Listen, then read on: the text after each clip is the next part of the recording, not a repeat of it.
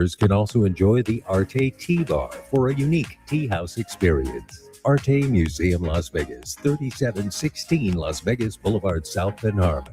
Visit lasvegas.artemuseum.com. Dream vacation for a week. Over 1,500 sold. A $3,700 value, good for a 7-night, 8-day vacation stay at the resort of your choice. DreamVacationWeek.com. Enjoy the ease of booking your vacation with these prepaid discounted gift cards. You are only responsible for the taxes and occupancy fees. For a studio, only $309 a week. One bedroom, $379. And for 2 or more bedrooms, only $409 a week. Destinations include Las Vegas, Orlando, Cape Cod, Hilton Head, Scottsdale, Arizona, Lake Tahoe, Park City, Utah, Breckenridge, and hundreds of international destinations in Asia, Europe, Latin America, and the Caribbean. Daily resort fees are required. Book now at DreamVacationWeek.com.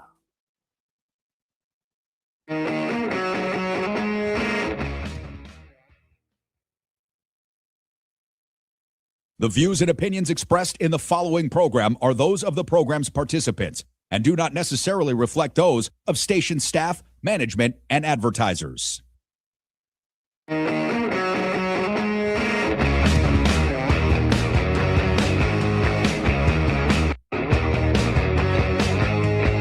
What's going on, everybody?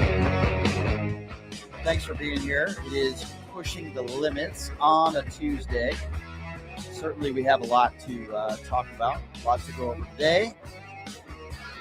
Brooklyn Dad Defiant will be joining us at the bottom of the hour. I actually really enjoy following him. I did his podcast last week and really appreciate his commentary. So he's going to be joining us here at the bottom of the hour. And as I mentioned, you know, there's a lot going on, a lot to get to, including the possibility of Donald Trump working right now to try to take over 15 blue areas, for lack of a better term, rigging an election called the midterms. That's exactly what Donald Trump is doing right now. And Caroline Leavitt is lying about it. They're all lying about it because they know they have no chance to win unless they cheat. And the people that scream the most about rigging elections are usually the people that try to do it themselves. Donald Trump is doing it right before our eyes. We're certainly going to get into that. We're going to talk about that today. I know I didn't get a chance to get to phone calls yesterday, so we will do our best to take plenty of phone calls today. So certainly stay tuned for that as well. And my understanding, because a lot of people were asking me, I recorded Piers Morgan yesterday. I debated Benny Johnson and Blagojevich. And I don't think it went very well for them. I'll let you guys be the judge of that. I believe Piers Morgan is going to be airing that tomorrow. So I already taped it yesterday, but I believe what Pierce does is he tapes 2 days a week. I believe Monday and Wednesday. We taped it yesterday, and I think this is going to air tomorrow. I'm also going to be on the one. Well, no, I shouldn't say that. I said the One American Network. No, I'm not going to be on that network. I'm doing Alex Stein's new show, by the way. And that's going to be airing today. And I'm looking up right now the network that it's on. Real America's Voice. So I'll be on Real America's Voice today. So stay tuned for that. All Duke It Out debate with Alex Stein. And again, if you haven't had the opportunity to check it out, I did a 4-hour debate. Actually, I think it was a little bit more than 4 hours. It was like a 4.5-hour debate with Andrew Wilson. Does this guy do debates that long on a regular basis? I have no idea, because this is not something I do on a regular basis. It's on my YouTube page at PTL Radio Show. If you want to check it out, the debate between myself and Andrew Wilson. And I'm going to probably play bits and pieces of it tomorrow. Andrew likes to swear a lot, so that makes things a little bit challenging. But Leonard Cardinal is going to be joining us in studio. I'm working on trying to get Myron Gaines. Yes, that's right. Of all people, Myron Gaines. He did used to work in law enforcement. He's defending both of these ICE shootings. I want him to debate Leonard Cardinal, who's a 25-year lieutenant at North Las Vegas, because obviously they both disagree. I want both of them to get into some sort of debate on this. So I'm talking to Myron about it. We'll try to get him on, but we will not be talking about anything else. But I do want to get his law enforcement opinions, and we'll see if we can get him on the show tomorrow. So I want to get right into this because, as you guys know, I've been very harsh on what I've seen in Minneapolis from ICE, from many of these agents, particularly the ones that have 47 days of training. And I think they're a bunch of goons. And I've been very clear on that. And what transpired this morning could have been another near fatal situation where somebody lost their life. And I want to play for you this video because I think it's really important. This is video, and what we heard from these ICE officers who usually don't talk to the public about what's going on, we are learning that these are two individuals in a car that were allegedly following ICE officers. As I've said before, and I say again, it's not something that I would do. I think it's dangerous and you're taking a risk, but it's not against the law. So in this video, we're looking at the moment where they pull these people over. They're unarmed. My understanding is they weren't breaking the law at all. And they take their guns out and point them at these two people in the car. One officer doing exactly what Jonathan Ross did, standing right in front of the vehicle with his gun drawn. I mean, it's amazing to me, and thank God that nobody lost their life again. But if this stuff keeps happening, we're in trouble. Take a listen.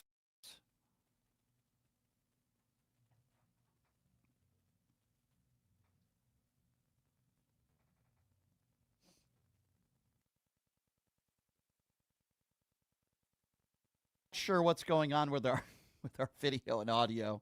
We'll try to get that settled for you here in a moment. But as I was setting up this clip, and I guess we'll refresh it, we'll restart it. I've been talking about this for a long time, certainly since the Renee Good situation. And I believe this video you're about to see could have ended very badly, and I want to get to it. This is the video that I was just introing and describing. Take a listen to this. Hey, you need to back up. You need to back up. Stay safe. They're putting handguns at the drivers in the vehicle right now. Hey, get back. You guys need to stand back. You can record, but you gotta be back. Hey, open the f***ing door. I need you to back up a little bit more. Hey, get back. Hey, get the f*** back. Back.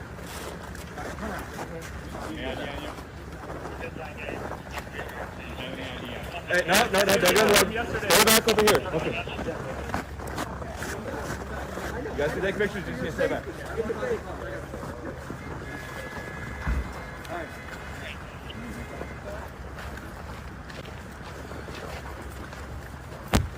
I see the press, you're good.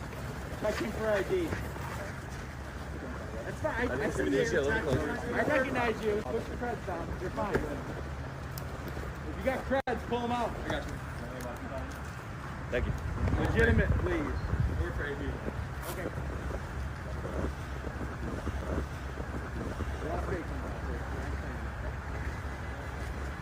So you know, these guys were all threatening us yesterday with handguns. So, People were threatening you with handguns? Yeah. Handguns, like threatening. We know. So, oh, you mean like with hand symbols? Pulling them out, trying to engage us. Pulling out literal guns? No. Assuming that we were going to do something. So that's why they're being ID'd right now. So it's very interesting what you just heard from that ICE agent. It sounded like he was saying they had a gun. They did not. The people that they pulled over this morning, as many people are trying to bring their kids to school, were completely unarmed. Yet multiple officers took their guns out and pointed them at these two individuals. Number two, there is no evidence to suggest that these two individuals were breaking the law. Were they following ICE agents? Yes. Is it against the law? No. Would I do it? I would say probably not, because you're not really going to get anything out of it other than perhaps a very messy situation like this. It appears to me that they were arrested unlawfully. It also appears to me that there was absolutely no reason. These two did not pose any threat at all. They were unarmed, and you had multiple agents that were pulling out their guns, pointing them at these individuals in a residential area when parents are trying to bring their kids to school. I'm telling you this right now, and I wish I was wrong. We are going to see another Alex Preddy / Renee Good situation so long as these goons are still allowed to be on the streets. Now, I am imploring with you a few things. I highly suggest you do not follow ICE agents because only bad things can happen. I think you're making a very big mistake if you block streets and roads and ask people for ID, because you are doing exactly what you are complaining that some ICE agents are doing, which is asking and demanding people ID when you have no legal grounds to do so. It's stupid. I've never been a fan of blocking roads or people that inconvenience innocent people. I think it's wrong. I want you to peacefully protest. I understand it's legal to follow these ICE officers around. It's not something that I would do because I think you're taking a very dangerous risk. These two people are lucky to be alive. There's no evidence that they broke the law or did anything wrong. Watching that video is very damning on the officers who clearly, many of them, are not properly trained. But I don't want to see any innocent people killed. I don't want to see any innocent people harmed. Me personally, myself, I've never had a gun pointed at me. Not a very pleasant experience, I would imagine. It's a traumatic experience. But when you're following ICE officers, I understand the premise that you want to hold them to account. I get that. I'm on your side. But following agents are not going to stop what they are trying to do. It might make them a little bit annoyed. It might make it a little bit harder for them to do their job, but they're still going to be able to do their job, and then you're putting yourself in harm's way where something bad can happen to you, which obviously I don't want to happen. These goons that pulled these people over today in a residential area in Minneapolis and took out their guns and started pointing the guns at these two individuals, in any normal situation, they would be put on paid administrative leave. There'd be a full investigation, and I would imagine some of these officers would be suspended. But it's not going to happen under Kristi Noem, and it's certainly not going to happen under the Trump regime. Now, what we forget in all this, with everything that's going on in Minneapolis and Donald Trump planning to rig the upcoming 2026 midterms, threatening Greenland, kidnapping a president, and all these other things, including the Epstein files that we've been talking about, sometimes we actually forget about the economy. Sometimes we actually forget about all the false promises that Donald Trump has made. Well, Bartiromo did bring that up today on Fox Business, and I want you to have a listen to what Bill Pulte said in response to it. Have a listen to this. Issue. So I'm very confident if they handle the 10-year yield, we're going to start to see rates come down. Yeah, but I mean, the yield on the 10-year is still right by 4.3%. I mean, it's up this morning almost 2 basis points. And you look at the 30-year fixed, the mortgage rate is sitting at 6.1% as of January 29th. That's up slightly from last week. So all of these efforts, and what do we have? We still have rates too elevated for customers to actually go out and take out a mortgage, buy a home. Well, mortgage rates are down from when we announced it, first of all. And second of all is the reason rates are high, you can thank Jay Powell for that. That's why it's so important to get, Kevin Warsh and Scott Besson and President Trump have gotten inflation down. You know, inflation under President Trump is now approximately 1%. Rates should be 1%. So when we look at the 10-year and we look at the Fed funds rate and we look at this high cost of borrowing, there's only one person that's standing in the way. He's not looking at data. He's being political, and that's too late Jerome Powell. And again, President Trump is right. This guy's too late. The inflation data is 1%. Rates need to come down. You're exactly right. William. Yeah, well, let's just blame Joe Biden.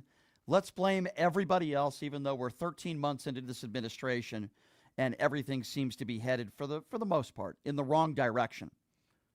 You go into your grocery store, other than eggs that are down a bit, everything else is up. I know a lot of people want to brag that gas is down about maybe 28 cents since it was at this time a year ago. But what good is that when everything else is rising in this country? But the excuse being put forth by Bill Bolt and some of these other people in the Trump administration is, well, this is all Joe Biden's fault. This is Jay Powell's fault. This is everyone else's fault but Donald Trump. He's doing everything right and everything is headed in the wrong direction, which, by the way, couldn't be further from the truth.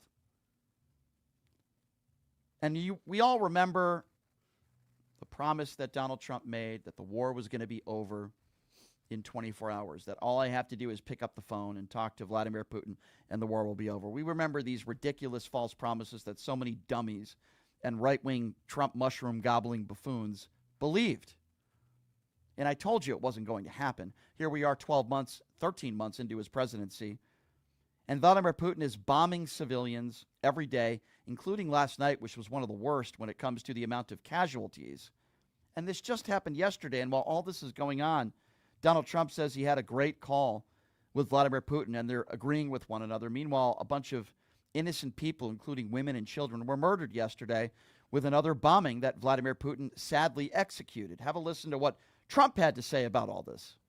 There's tremendous hatred between Zelensky and Putin. Tremendous hatred. I mean, it's a shame, but it's taken longer than we thought. I did call up President Putin, and he's agreed. He's put it out to. They have the same cold wave that we do. Maybe different because it's pretty far away, but it's the equivalent. And Ukraine's a very cold country. It's much colder than us. It's colder than, they say, on average, it's Canada or colder. And on top of that, they have a tremendous cold wave. And I asked him if he wouldn't shoot for a period of 1 week, no missiles going into Kiev or any other towns, and he's agreed to do it. So it's something. Yeah, that's something. Hey, dumbass. Hey, orange turd. You 34-count felon buffoon who's in the Epstein files over 3,000 times.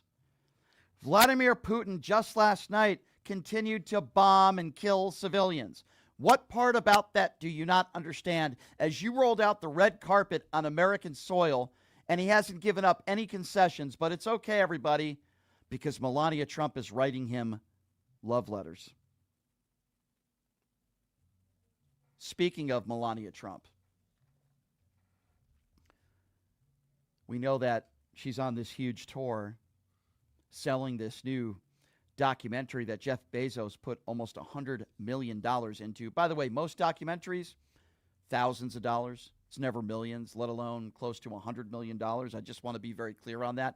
Melania Trump got paid $40 million herself. Yes, that's right. $40 million herself to make this crappy documentary. And while people say, oh my gosh, it made $7 million, and in the opening weekend, it's one of the most successful documentaries around. When you look at all the free press that they've gotten, and when you have the President of the United States who has basically given this free advertisements and millions and millions and millions of free advertising and promotion, they will not make a profit on this movie. It's a disaster, and by most accounts, it's a snooze fest. So here's what Kayleigh McEnany had to say about her and her mom going to see Melania. Have a listen to this nonsense. It soared past expectations, bringing in more than $7 million at the box office in its opening weekend. Now, that is the most of any non-concert documentary in a decade. Now, legacy film reviewers were so certain that it wouldn't do well, they would be wrong. Emily, my mom went to this weekend in Florida. She said not only was the theater packed, it was, standing room only if you could try to sneak in the back of the theater. People were cheering through it. They were excited. It was interactive. People interplaying with the film. She said it was just electric. Well, just electric, we've heard, right? Well, I can tell you right now there were ads that were put forth on Craigslist willing to pay people $50 just to sit down and have to sit through this hell of a documentary that by all intents and purposes have received horrendous reviews.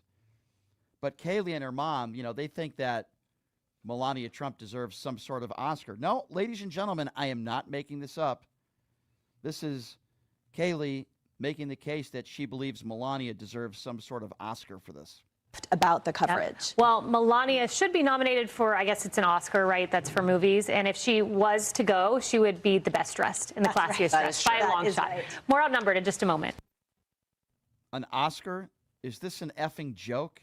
Is there anybody that takes anything that anybody says on Fox News seriously? Certainly I don't. That is for sure. That is for sure. But yeah, let's give Melania Trump and her book and her new documentary. Yeah, let's really give her a FIFA award, maybe actress FIFA award or something like that. Listen, I've talked about this for a long time, and I say it constantly over and over and over again, and I will continue to say it. Melania Trump is a despicable human being. She came into this country taking off her clothes. She married Donald Trump, certainly not for his lavish good looks, but for his money. They're in a contractual marriage. We all know that. And she has done nothing. I don't care. Do you? All she cares about is selling her crappy products and her book and her Christmas ornaments and now her stupid documentary. She doesn't even live in the White House. She's not a real first lady, and it's a complete embarrassment. Here's Morrow talking about the Melania movie again. Positives about the Melania movie and how it could mean positives for the midterms down the road. Listen to what he had to say. But what they're really worried about is if this is indicia for the midterms, because they're all saying, oh, it's done, we're going to control Congress. This is the indication that that silent majority is still out there. Yeah, there you go. It's definitely silent because there's nobody in the theaters, you dummy. There's nobody there. And, you know, it's interesting. I was having dinner with a few friends the other night, one of them extremely far to the right, and I made a joke about Melania Trump. And then he's like, don't talk about the first lady like that. How dare you say negative things about Melania Trump? Did you hear all the negative things they said about Jill Biden, who, by the way, has more life experience, has more intelligence, has more education and goodness in her pinky than Melania Trump does in her entire plastic surgery body? No, I will continue to go after Melania Trump for the despicable gold-digging wench that she is. I will continue to talk about how she cared more about the rugs in the White House and the toilet seats in the White House than what was taking place on January 6th when Capitol police officers were being beaten, and some of those officers now have traumatic brain injury. But she wouldn't even put out a tweet calling out the violence because she didn't care, because she's an atrocious and a despicable human being who cares more about grifting and selling her Christmas ornaments. I will always say that about Melania Trump. I think she's just as bad as Donald Trump. I really do. And I don't care. As far as I'm concerned, Melania Trump is an escort girl. Okay? But I have more respect for an escort girl who actually works for a living, trying to maybe feed a family. I don't know. Maybe a single mom. I don't know. I have more respect for somebody like that than somebody like Melania Trump, who comes into this country and takes off her clothes and then marries Donald Trump for his money in what is obviously a contractual marriage. It's my understanding they haven't even slept in the same bed together since Barron was born. Why would I have any respect for Melania Trump? Ladies and gentlemen, I don't. She's despicable, fake, phony on the inside and out. You couldn't pay me enough money. Maybe if you offered me a Tom Homan $50,000 duffel bag, maybe I would suffer through it and try to sleep through the movie. Maybe that would be the only circumstance that I could do that. But you won't see me watching a documentary about Melania and her book and the love story of Melania Trump and Donald Trump. How many women do you think Donald Trump has cheated on while married to Melania? I mean, we know the unprotected sex he had with Stormy Daniels a few weeks after Barron was born, and then paid her $130,000. I mean, really, how many women? I mean, I can't even imagine. I don't know how many more times he's cheated on Melania or how many times he's in the Epstein files. I think it's like a Las Vegas gambling toss-up. First lady. Let me tell you something. I wasn't a fan of George W. Bush. I thought he was a horrible president. But I did have respect for Laura Bush because I do believe she had some class. Obviously, a ton of class with Michelle Obama. Obviously, a fan of Jill Biden, just the person and the respect. You know, there's presidents in the past that I haven't been very fond of, but the first ladies, like Laura Bush, I think she was a lady of class and dignity. I really do believe that. Melania Trump, the plastic surgery, fake Christian, fake marriage, contractual marriage. Give me a break. I have zero respect for Melania Trump. absolutely zero respect for her. And I always will feel that way about Melania Trump. All right, we're going to take a quick break, and when we come back, the man known as Brooklyn Dad Defiant will be joining us next. We'll be back right after this. You're listening to Pushing Limits right here on KSHP. Hey, everybody. Are you struggling to find a pizza place that reminds you of Brooklyn? That true blue New York style pie? Well, worry no more. Stallone's Italian Eatery Pizza is a knockout. We're located at 467 East Silverado Ranch Boulevard, just off of Premium Road, half a mile east of South Point Casino, just minutes from the Las Vegas Strip. Come by and grab a slice of pie. Plus, check out our Brooklyn-inspired Italian cuisine. Our sandwiches are super. Hero, that is. Because why be a sub when you can be a hero? Stallone's Italian Eatery is here to serve you phenomenal food, Vegas. Forget about it.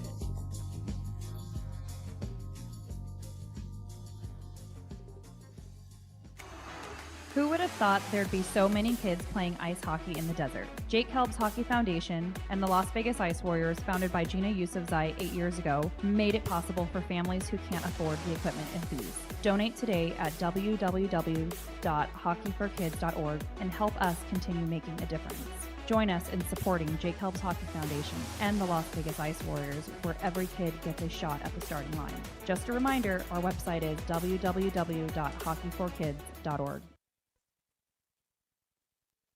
You are way too smart, way too talented, way too good to be where you are.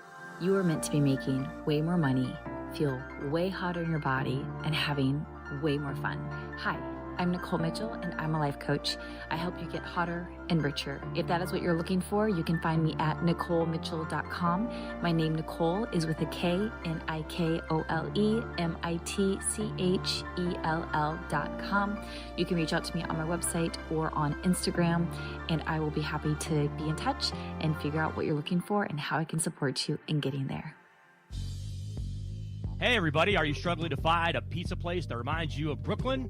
That true blue New York style pie?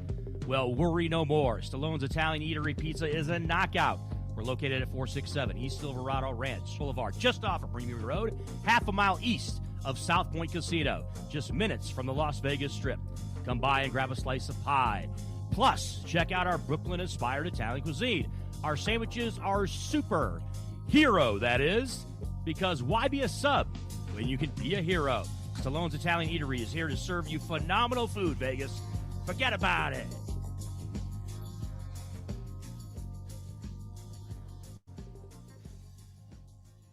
Clear Sky Resorts invites you to escape the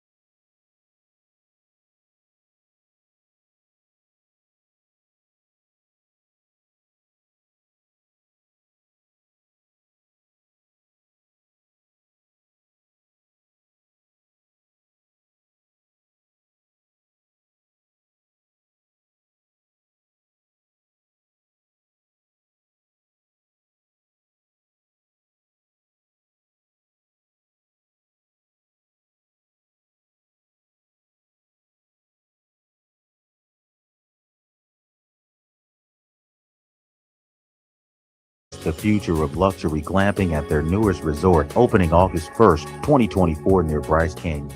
Guests at the first and only glass-domed stargazing resort in the U.S. will be immersed in the stunning scenery of the resort's private 80-acre canyon, both indoors and out. And nights in your sky dome will be like sleeping in an aquarium of stars. Located in Cannonville, Utah, on scenic Byway 12, voted one of the most scenic roads in America, the resort will feature lots of fun on-resort activities, as well as one of the world's largest glass-domed restaurants. To book your reservation, please call 1-888-704-4445 or visit clearskyresorts.com.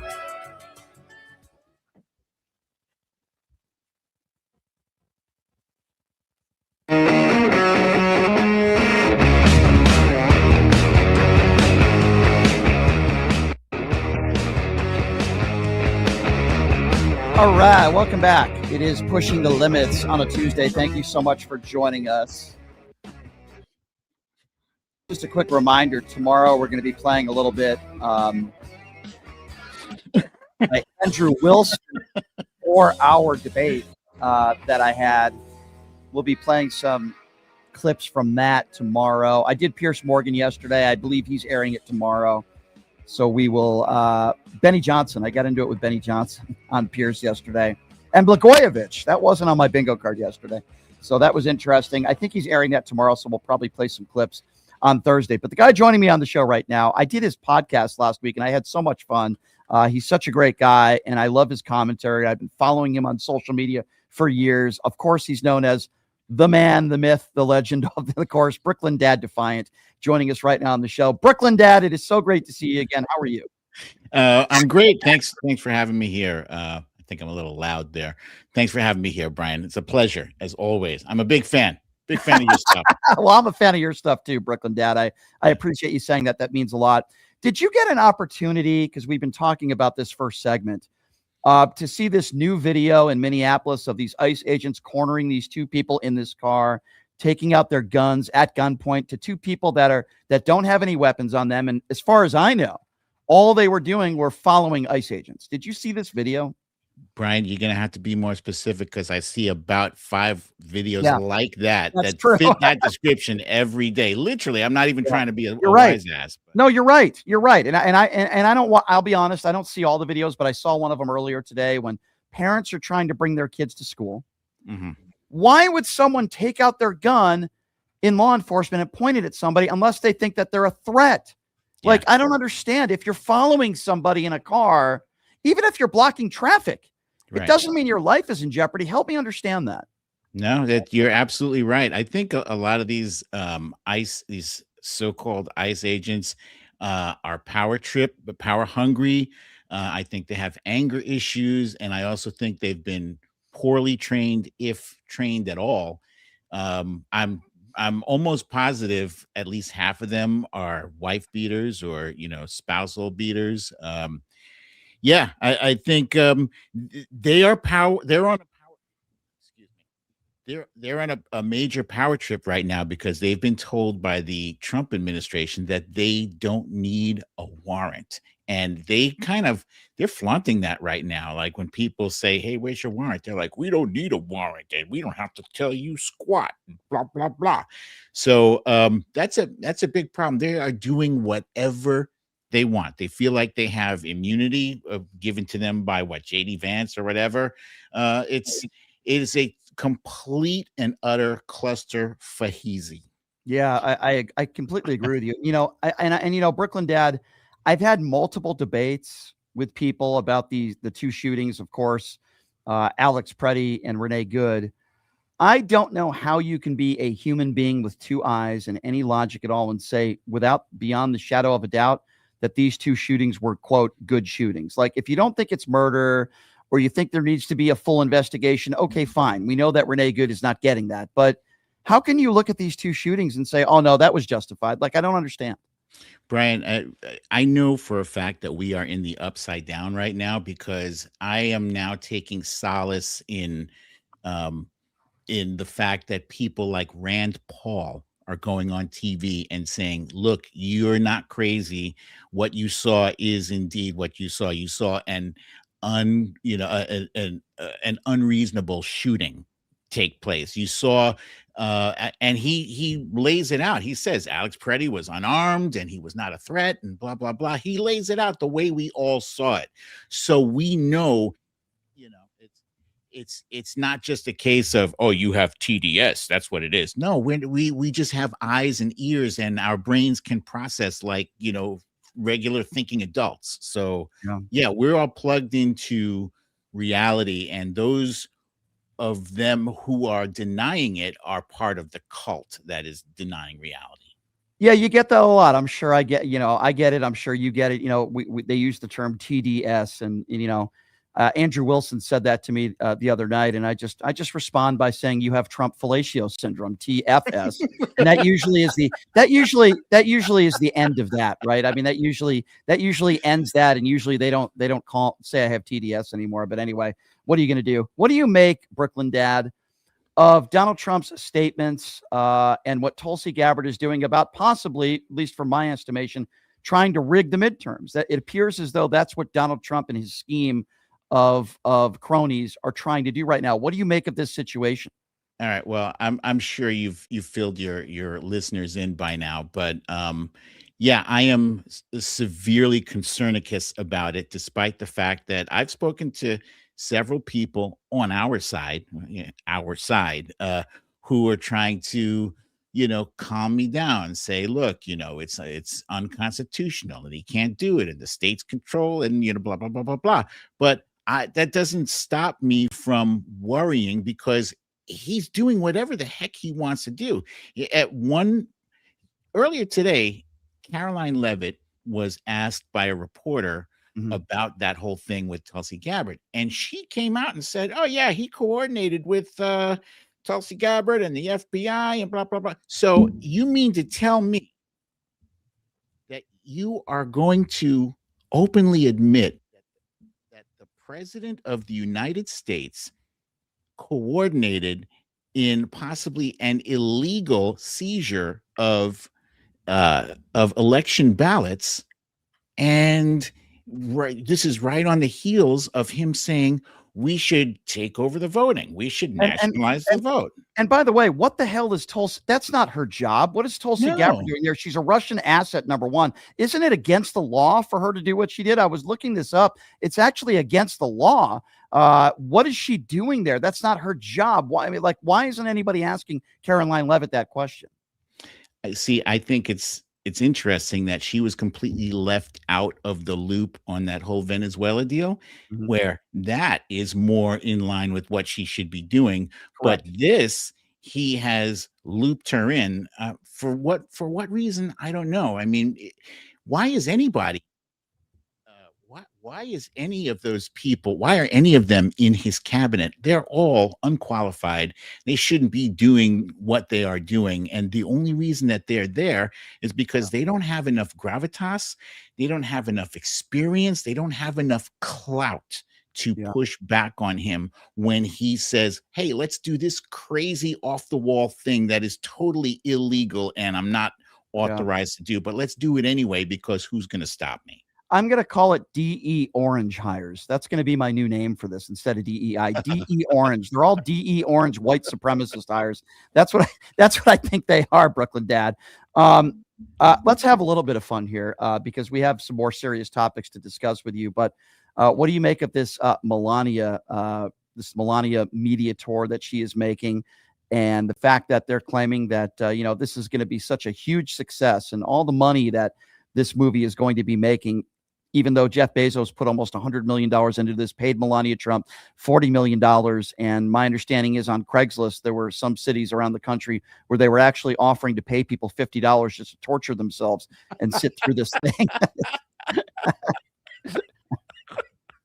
It's true. I'm not even making that up. It's actually verified that on Craigslist, $50 to sit through this horrific documentary. That's sad, but I believe it, and I think the whole thing is hilarious to me. That first of all, they spent $75 million. Yep. On this thing. They only pulled in 7 million. So I don't know how much you pay attention to box office receipts on movies. I do, because I'm like a big movie thing. So the first week that a movie is out is when it's like that's the biggest haul it's going to bring in. Right. The second week, the receipts are cut in half. So Right. at the best, if she does remarkably well, she'll get $3.5 million, next week, maybe. But there's no guarantee, because people have pilloried this thing, and smart money. Like, if I was inclined to pay money to see this, which I am not, nor am I even inclined to watch it for free. But if I was inclined to, take a fly or whatever, I would know that there's no way I'm paying money to see this, because it's going to do so poorly. It's going to be available for free in a few weeks or a month. Yeah, Why would I pay? I tend to agree with you. And look at all the free promotion they've had from, obviously, the president of the United States and some people that are pretty higher ups in this media tour that she is on. But she says in some of these interviews, I'm working now. I'm not going to worry about legislation and helping the president right now, because this is work for me. She thinks work is doing a 10-minute fluffer interview with Kayleigh McEnany on Fox News. That's work to Melania Trump. She is completely disconnected from regular people. That is the way she lives, is not real life. If you went to see that movie, it's because you had some kind of morbid curiosity, like what possesses her to be in the same circumference as that orange buffoon. Aside from that, I really hope it does poorly. I think it's indicative of what kind of participation trophy bubble that the Trump world, the whole Trump culture is in right now, right? Mediocrity is great now, right? You made $7 million. That's the best ever, despite the fact that Taylor Swift's documentary tour movie made like 100 million. So, what are details, right? Details. Yeah. Speaking of details, I hate to move from what is a flop of a Melania documentary to something that is a very serious topic, which is, of course, the Epstein files. So you've been covering this story, as I have as well. Donald Trump's name in the Epstein files, estimates of somewhere over 3,000 times. They've released half of the files. There's another 3 million files, as you know, Brooklyn Dad, that they have yet to release. In the files we do know, I can't even repeat some of the alleged, some of the victims and the alleged stories that were told. But yet, it seems like they've now moved the goalpost from Donald Trump isn't in the Epstein files. It's a Democrat hoax to Donald Trump is in the Epstein files, but it's not illegal to party with Jeffrey Epstein. It seems like that's where we're at right now. That was, I think that was Todd Blanche who said that. And Todd Blanche also said that that as far as he's concerned, this thing is over. The investigation is over. Which is just absolutely nuts to me. Donald Trump also, I think if it wasn't the same day, it was like the day after, he said, well, they put out 3 million files, and they don't, the FBI must have better things to do. As far as I'm concerned, it's over. So like, he's calling a wrap on this. And Donald Trump is intimately involved in the Department of Justice and all of their legal processes for some reason. Joe Biden had nothing to do with justice, mind you. He was so disconnected from the Department of Justice that they prosecuted his son, for crying out loud. They prosecuted his son. But Donald Trump is giving Tulsi Gabbard orders, and he's giving Todd Blanche orders. That's not how it's supposed to work. He's not supposed to have his fingers in things that he could potentially be implicated in. He's supposed to be completely isolated and separate from it. So this whole thing is a fiasco, if you ask me. And the only remedy for this is for Democrats to engineer a major win, which, by the way, I'm sure you've covered this on your show. The Texas thing, the plus 17 district that we won. by 14 points for so it's like a whole 31-point swing. If the rest of the country follows suit, it should be a complete tsunami, the likes of which have never been seen.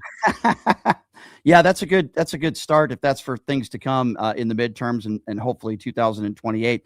Going back to the Epstein files, I have these debates and arguments, and I've had a few of them over the course of the last few days where, Brian, what's your direct evidence that Donald Trump did anything illegal to minors? Well, my response is there's certainly a lot of circumstantial evidence. We don't have DNA evidence. We don't have a smoking gun, but here's what we do know, right? My argument is we know that Donald Trump was best friends with Jeffrey Epstein. We know he was on the flight log 8 times. He was seen at parties talking about young girls, self-admitted that, yeah, Epstein likes them really young. Donald Trump is the guy who said that. We know Donald Trump has had over 25 women that have accused him of sexual assault or rape, including his ex-wife in court documents in a deposition. And we also know that this is the guy who bragged about grabbing women's genitals. We have at least one alleged victim, a 13-year-old girl in the Epstein files that came forward and said Donald Trump sexually abused her. And the list goes on and on and on of improprieties and illegal activity. Now, does that mean 100% for sure that's a smoking gun? No. But what we do know is that in a courtroom in the United States of America, there have been plenty of instances where people have been convicted and criminally charged and convicted of rape without any direct DNA evidence, with circumstantial evidence and the history. At a minimum, Brooklyn Dad, isn't this extremely problematic? And shouldn't we take what we read in the Epstein files seriously? Because it appears to me that there's a lot of people on the right that are saying all these women that have come forward are not credible. Yeah.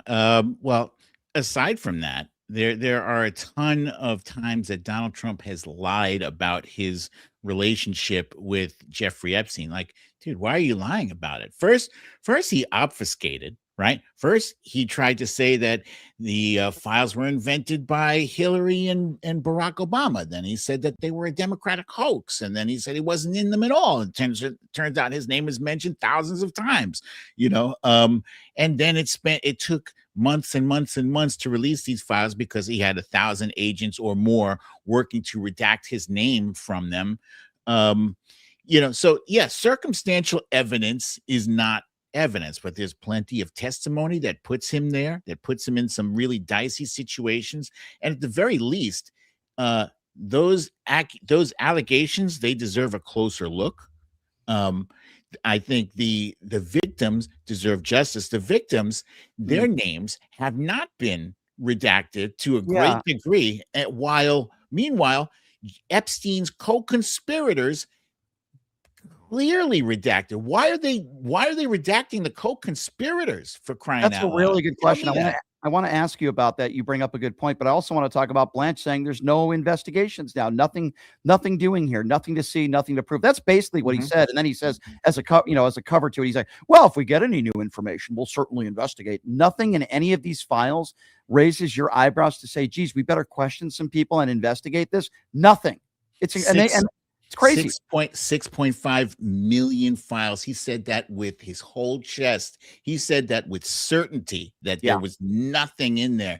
It's almost like, like he made sure that whatever they had that was maybe not as bad, that's what they released. The other 3.5 million files that we're not seeing, that's probably where the mother lode, the filthiest of the filthy is probably in there. But are we ever going to know? I don't know. I don't know either. But, my take when it comes to Donald Trump anyway, my take has always been, I look at this man's history and I say to myself, anybody who claims that Donald Trump, did some horrible things to kids, my response to that is, I think any reasonable person would say we should take those seriously, and it wouldn't surprise me. There should be more investigations. More people should be looking into this stuff. And just like what you said, I want justice for the victims. We know that there are plenty of victims, whether Donald Trump was involved with it or not, plenty of victims out there that deserve justice. There's plenty of children out there, sadly, that had some horrible things happen to them. I don't think there's anything worse you could do as a crime than that. It's awful. But yet Blanche is saying nothing to see here. And then Dan Bongino came in. He's gone now, doing his stupid podcast. But he came in. I'm going to get the deep state. We're going to hold everybody responsible. They knew that Donald Trump was in the Epstein files. They never talked about it. They never mentioned it. They tried to hide it. And what did Dan Bongino do when he was there? Literally, he did nothing, right? He complained that he was coming into the office too early and staying there too long.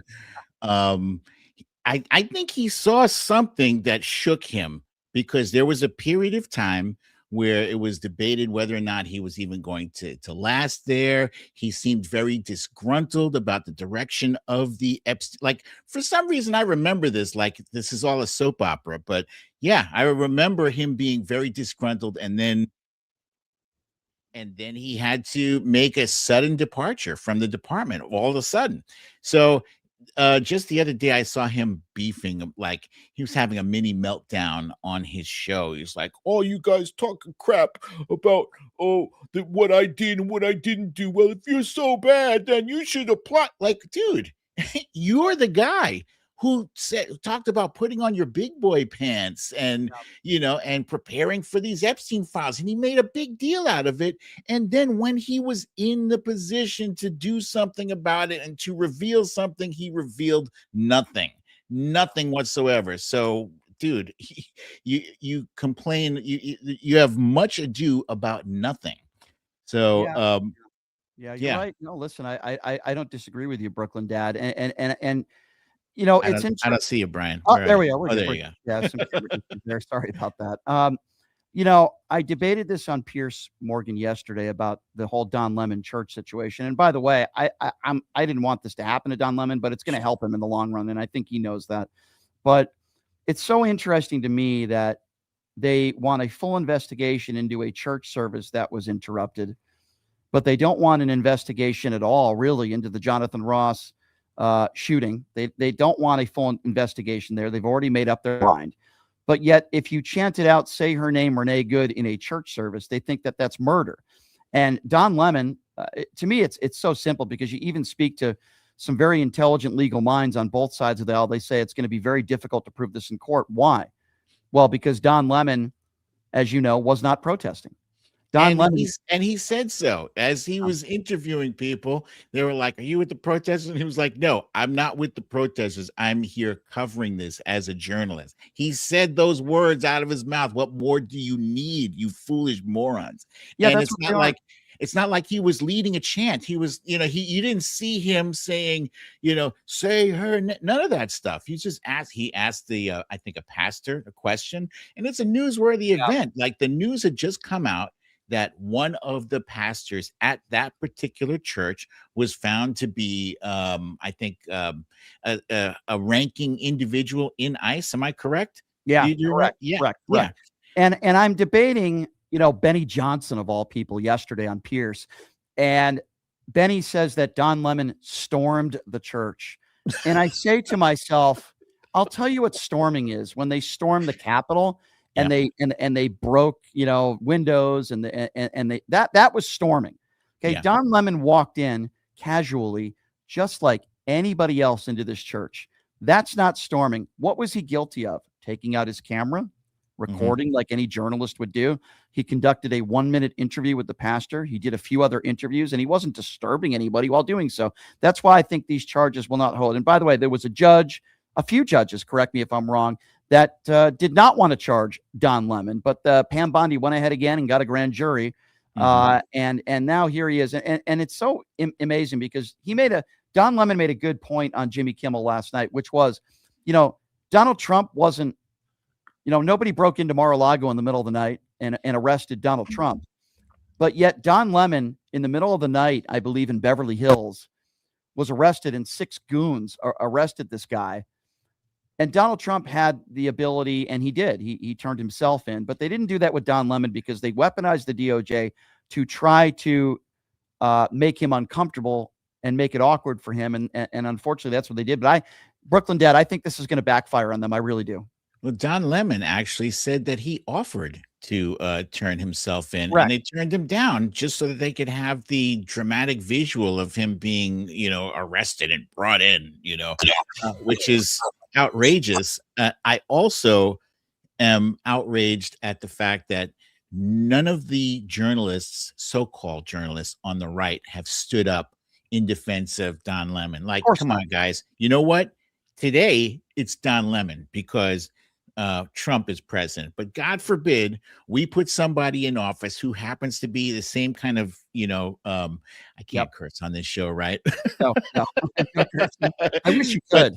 But he ends up being the same kind of ethically challenged person as Donald Trump is, and goes and arrests his critics on Fox News, that he doesn't like. So then what? Then now it's going to go back and forth, like, our team has the ball and then we can do whatever we want. Your team has the ball, you do whatever we want. Guys, it's your job. This is your career. You, at the very least, stand up. If you can't stand up for Don Lemon, stand up for journalism. Stand up for the right to do what you do. Stand up for the First Amendment, for crying out loud. Stop being hypocrites. Jeez. Such a good point you bring up. And, I think there are two reasons why they are not. Number one, because they're MAGA Republican so-called journalists, and they know if they defend somebody on the left, it's bad for their brand. And I'm just going to say this, and Piers Morgan disagreed with me when I said this yesterday on his show.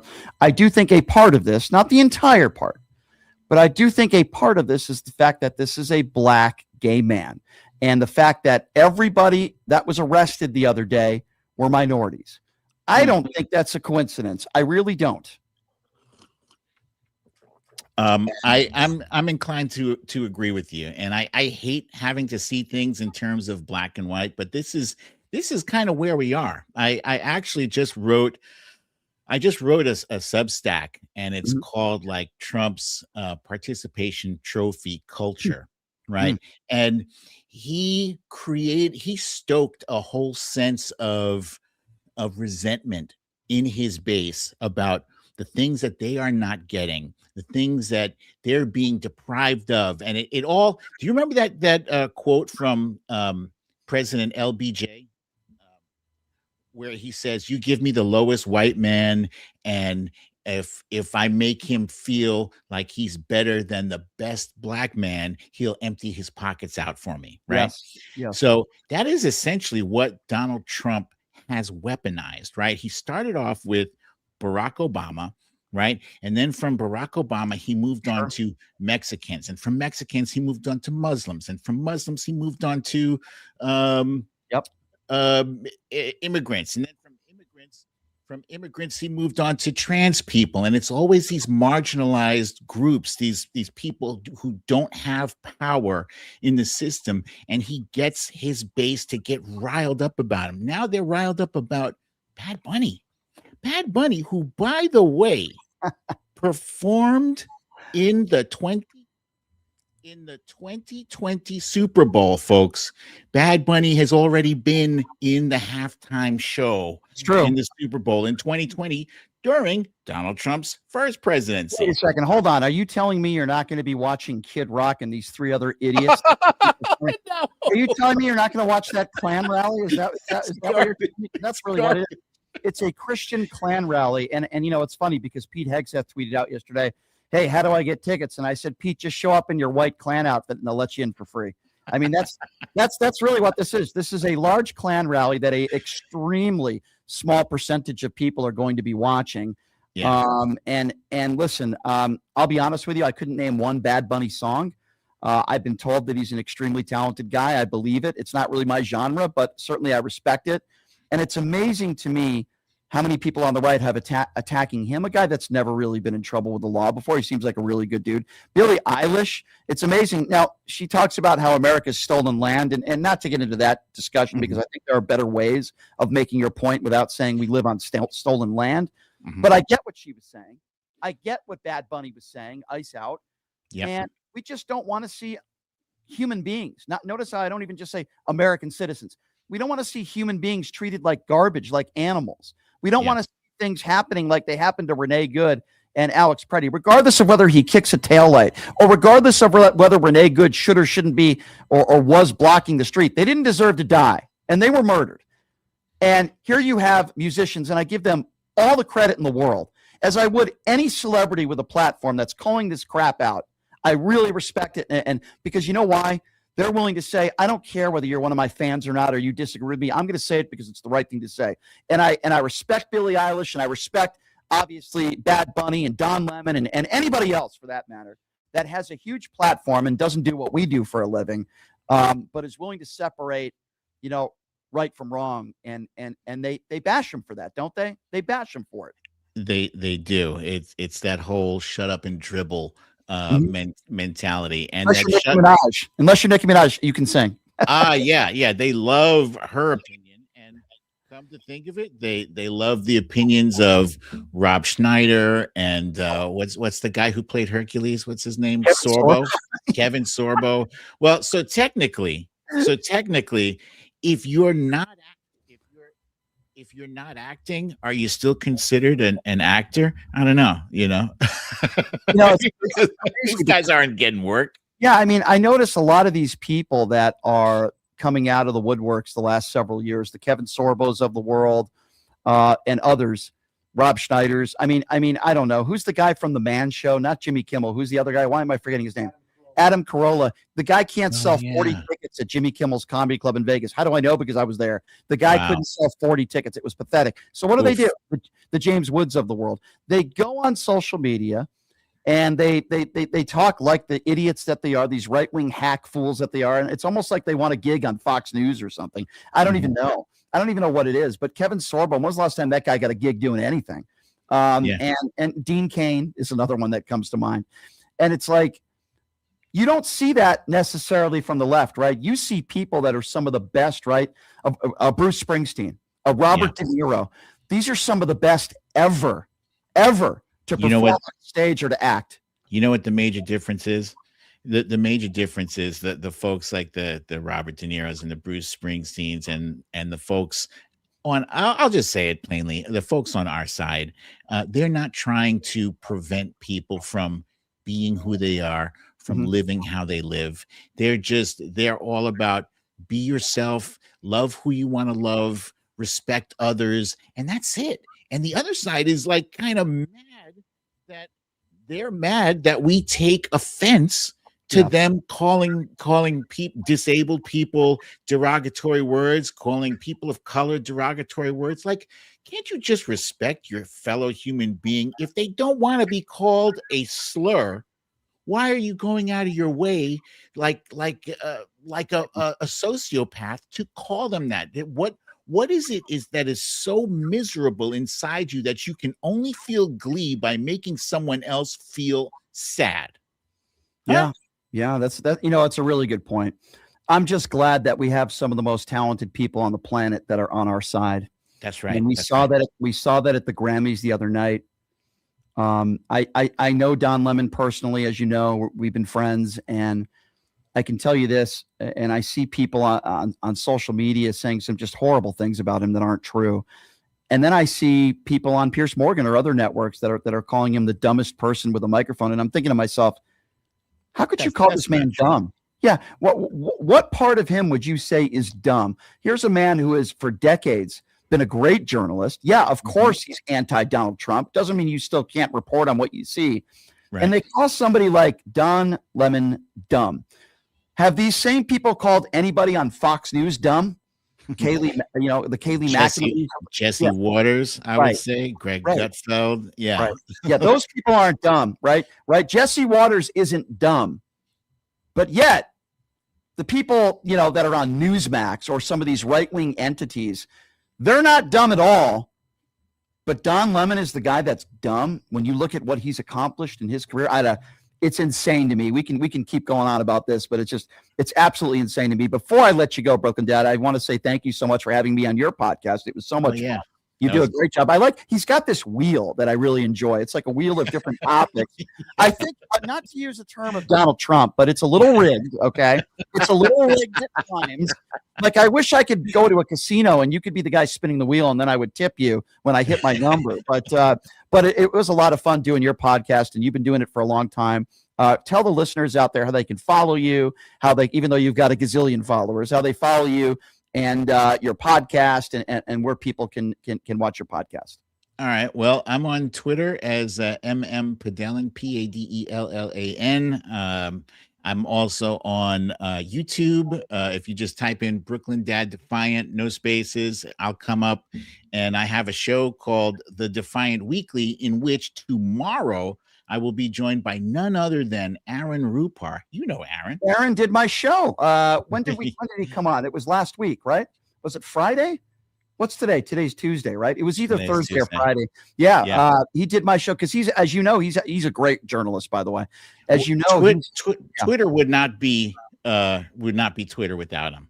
Yeah, Aaron's great. I agree. Yeah. And his family, and he lives in Minneapolis, as you know. That's right. So he's a great guy. He's been doing my show for years.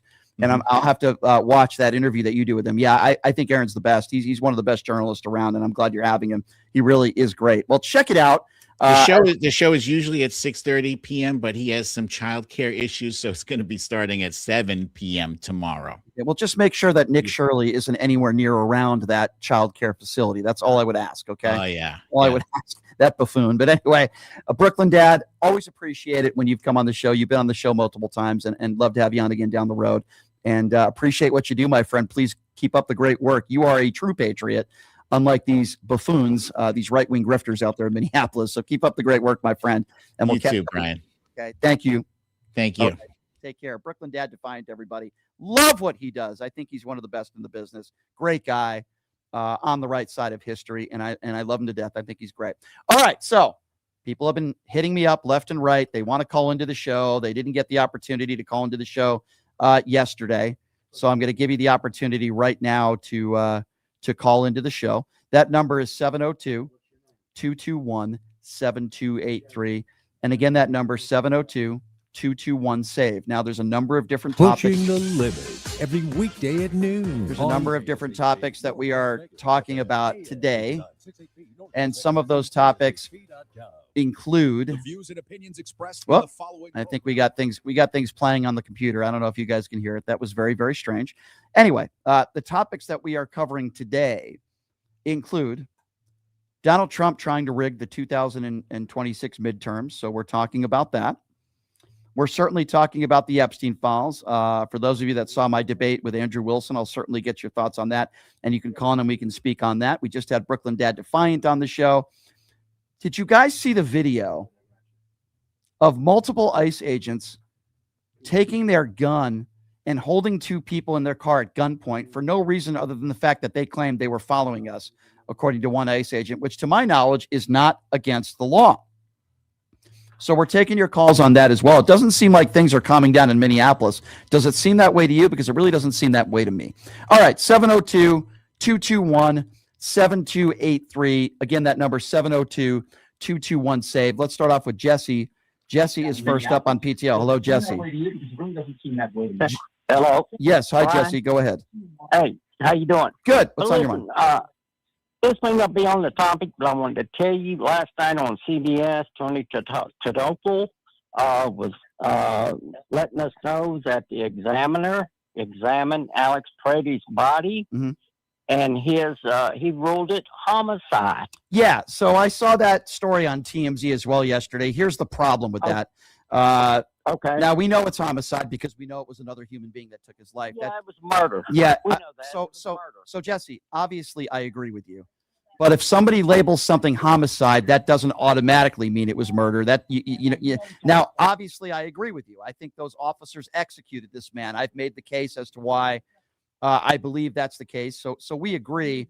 But homicide doesn't necessarily mean that somebody was murdered. It could mean a number of different things. Does that make sense? Oh, I didn't know that. I thought Yeah. homicide meant automatically murder. No, that's not what it means. It means that another individual took your life, but that doesn't necessarily. Oh, okay. Yeah. You educated me on something I didn't know. No, but I got another question for you. Yeah, go ahead. Now, you was talking about him rigging the midterms. Correct. Well, he tried to rig the 2020 election. Yeah. I mean, listen, I don't think he wins the 2024 election if not for Elon Musk. I'll be honest with you there. I mean, who knows? Oh, but he wouldn't. yeah, All the money yeah, he put up. yeah. All Listen, the money he put up, he wouldn't have Yeah. won the election. yeah. But going back to your first question, let me be very clear on this. Alex Preddy was murdered. Okay, Alex Preddy was an unarmed man, and you had a bunch of goons. And I don't care the excuses. Well, they thought he had a gun. I'm going to play this tomorrow, but I debated Andrew Wilson, and Andrew Wilson's excuse was, well, after they took the first gun away, some of the officers could have thought he had a second or a third gun. This is what these people are doing to try to defend these. They took his gun. Right. They took it. Exactly. And if these officers thought that he still had a gun in his person, then whose fault is that? It's not Alex Preddy's fault because he was carrying a gun legally. He never brandished the weapon. That's why I say this was an execution. This is murder. Listen, I think that what happened to Renee Good was murder as well, but we'll never know the truth. Yeah, that's murder too. But they won't have a full investigation into it. They're not fully investigating the shooting and killing of Renee Good. And I don't trust the DHS with this investigation of Alex Preddy. Do you? And now all of a sudden, Kristi Noem is saying, oh, well, they're all going to be wearing body cameras now. Yeah, you watch what happens when we have another ICE shooting where it appears as though ICE officers are at fault, and conveniently they'll say their body cameras were turned off. It happens all the time.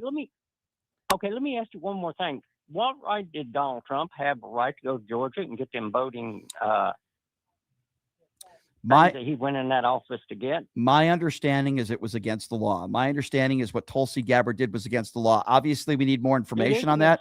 My understanding, they broke the law. But listen, Donald Trump has been ripping up the Constitution for a while now. So should we be surprised about that? I appreciate the call, my friend. Thank you very much. Number to call is 702-221-7283. Let's go to Ron. Ron is next up on PTL. Hey, Ron, what's up? Hey, Brian, thank you for taking my call. Sure.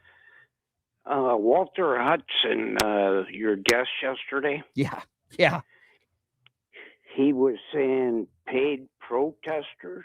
He did. He made that. So for those of you that don't know what the caller is talking about, is Walter Hudson, a guy who is an elected official out of Minnesota, who's a MAGA through and through, made a bunch of false claims yesterday. One of those claims was that these protesters in Minneapolis are paid protesters. I asked him for any evidence. He couldn't provide me any. Well, I have evidence.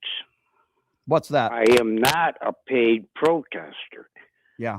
I belong to the Lapeer County Democratic Party, which I pay $40 to belong to this organization. Which you have the right to do so, and you have the right to exercise your First Amendment rights and protest. And that doesn't mean that you're being funded, which is what Walter Hudson said yesterday, which is factually not true. Well, if Walter Hudson has my money,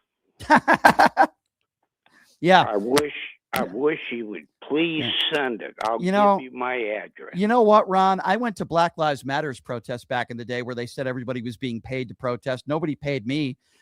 I went to the No Kings rally protests. George Soros didn't hand me a check. I wish he did, but I went there because I wanted to. I went there because I believed in what everyone else was there for, preserving our democracy. Nobody paid me to do that, but this isn't the first time that these right-wing buffoons have said that we're getting paid, that we're paid protesters, that this couldn't possibly be people that disagree with them, that are exercising their First Amendment rights. It's such a joke. These people are liars. That's what they are, my friend. They are liars. And I'm glad that you called in and shared that with us. You're actually paying.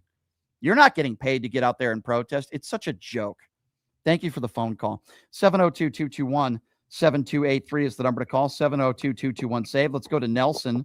Nelson is next up on PTL. Hi, Nelson. Hello. Yes, How are sir. you? Good, Nelson. I'm not paid.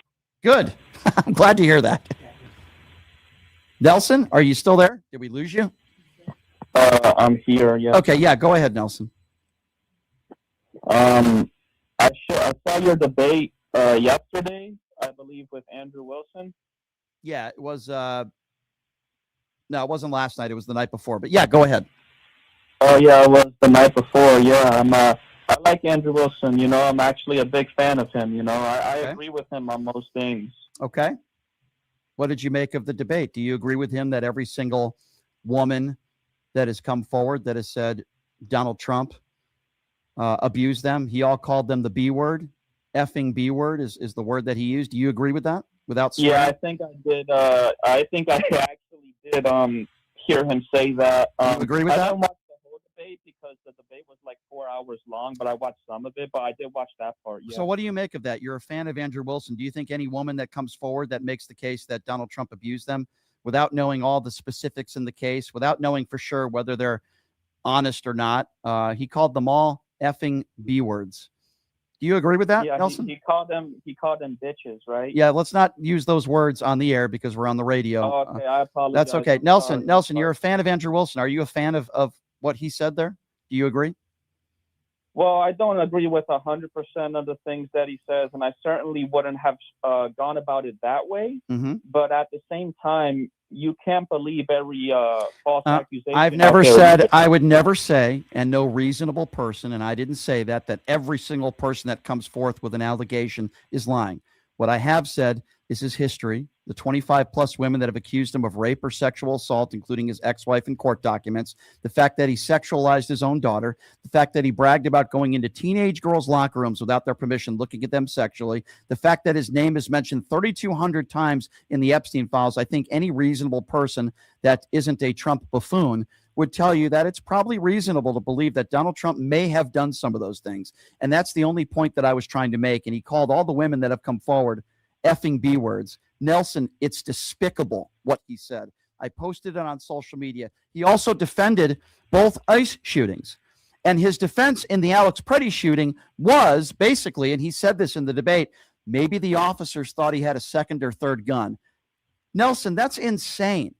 In that entire debate, from what you saw, where did you disagree with me on? Help me understand. You're a fan of Andrew Wilson, which is fine. That doesn't bother me. But I'm a fan of you too. I like you. I appreciate that, Nelson. I appreciate that, and I'm not saying it's wrong to be a fan of Andrews. All I want to know is, what did you see in that debate where I was owned or I was wrong? Because a lot of his fans, and listen, I don't pay too much attention to what people say on social media. I appreciate the engagement, but all they do is call me names on there. They don't have any substance. Oh well, he dog walked you. He did this. He did. Okay, how? Tell me. So where did? Well, yeah. Go ahead. I mean, but sure. I mean, both sides do this, but a lot of leftists throw ad hominem attacks too as well. It's not just the right. I didn't say that, but give me an example in the debate where you think he either owned me, controlled me, dog walked me, and he was right on. Go ahead. Can you give me one example, and then we'll talk about it. I mean, I think basically he's just trying to say that you can't believe every woman just because they accuse you of some sort of sexual assault. And okay, but that's not what he said, and I don't disagree with that. So that's not a disagreement. You can't believe every accusation that comes out of every woman's mouth. But that's not what he said. And my point was, from the beginning, I think we should take these claims very seriously. And even though it hasn't been criminally proven, I tend to believe victims, and I certainly tend to believe victims that say they were abused by Donald Trump based on his history. That was the only point that I was making in the debate, and he called all these women effing B words. So give me an example. So I know you disagree with that. I appreciate that. That's perfectly fair, but it's also a 50-50 thing where it's up in the air for speculation because we don't have any concrete definitive evidence. We don't have any DNA. We don't have any. There are plenty of people. There are corroborating witnesses. There are some in the Epstein files with a 13-year-old girl that claims that she was raped. But going back to what I just said, you don't need all DNA evidence and all these other things to prove that somebody did what they did. But again, it goes back to my original point. All I'm saying is I think these victims should be taken seriously. The allegations are very serious. I agree. Okay, I agree. All right, so we agree on that. Awfully suspicious. Okay, so we agree on that, Nelson. But where did he get me? I find it suspicious, but I can't tell you definitively with 100% certainty that he did those. Okay, well, nobody can. Nelson, nobody can. I'm not making that case either. Okay. So it's a 4-hour debate. We talked about a lot of different topics, including the ICE shootings. You're a fan of Andrew Wilson. That's fine. Can you give me an example of where you think he defeated me at any point in the debate? I guess on the accusations towards Trump, I suppose. But which accusations? Moments where I agreed with you as well. So I'm not just going to completely be one-sided here either. Yeah, so hold on. So when I say we should take all the victims seriously and we should listen to what they say and it should all be investigated, and I think a reasonable person would say, based on Donald Trump's history, that this is plausible that this could have happened. Sure. Okay, so what do you disagree with me on then? How did he own me in the debate? Like, I don't understand.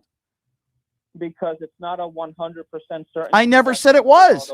Never said it was. Never in the debate did I say that. What I just told you just now. I'm not saying you necessarily said that, but to be fair, a lot of people on your side do say that. Okay, well, I'm not on a side. I'm not on a side. I'm not a part of a political party. So let me ask you again. And Nelson, I'm not trying to be tough on you here. I like a good debate. No, you're okay. fine. Okay.